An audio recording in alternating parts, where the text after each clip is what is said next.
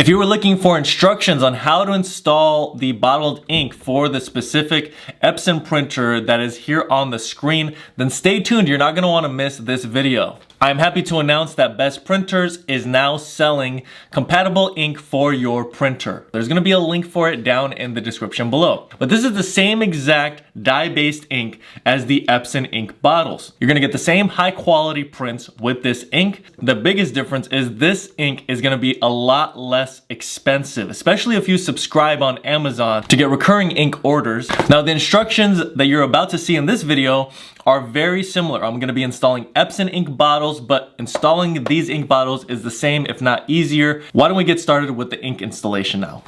If you're used to installing ink cartridges, this is going to be a little bit different, but it's going to be pretty simple. So I'm going to take you through each bottle that I'm going to be installing.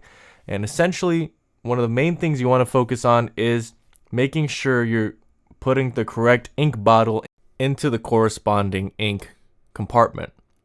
So we're going to start out with the black ink, and as you see there, they're all labeled. So essentially you're just twisting off the cap, and the way you're going to install the ink bottle is you're going to match up the pattern on the bottle with the pattern on the ink compartment. You're flipping it upside down, and then as you see there, it wasn't correctly aligned, so I had to flip it around, and then it was able to fit in place. We are going to go through a few more examples of how exactly to do this, but if this video ends up being helpful, please make sure to like. If you have any questions at all, comment below. And if you want more content like this, please make sure to subscribe. Now we're going to be installing the yellow bottle along with the black bottle because they're able to fit side by side. It's also very important for me to note that you can do this ink install with remanufactured ink. Now I'd recommend that you start out with the ink that you receive in the box. But after that, you can save this video because then you can go to the description below and you can use the link for remanufactured ink specifically for this printer. That's going to save you a lot of money over time. You're already saving money with bottled ink. You're getting a lot more ink for the money you're paying. But now you're getting it reduced even further because it's not being sold by Epson, but it's being sold by a third party. Now there's a little bit of ink that's going to be left over in each one of these bottles.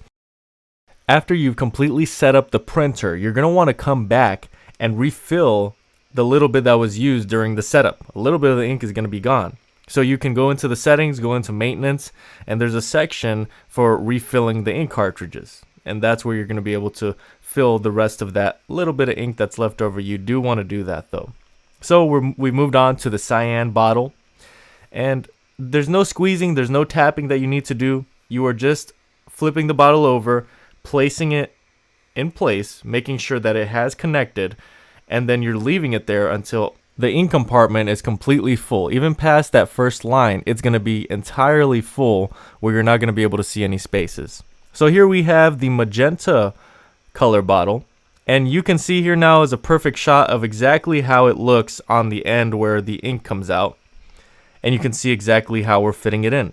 So I'm progressively getting you closer and closer, giving you better examples through this video, and I'm hoping that that's helping you out. Now I get a lot of questions about sublimation ink. That's a whole nother process that I'm not going to be able to cover in this video.